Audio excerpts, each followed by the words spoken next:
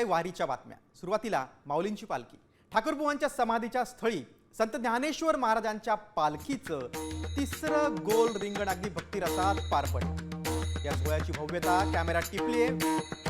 त्याची ड्रोन दृश्य देखील समोर आलेत। आकाशातून टिपलेल्या या दृश्यांमध्ये टाळ मृदुंगाच्या तालावर फेर धरणारे हजारो वारकरी दिसतायत। रिंगणाचा हा नयनरम्य सोहळा अत्यंत प्रेक्षणीय दिसतोय। या विहंगम दृश्यांनी वारकरी भक्तीचा अथांग सागर आणि वारीची शिस्त पुन्हा एकदा अधोरेखित झाली।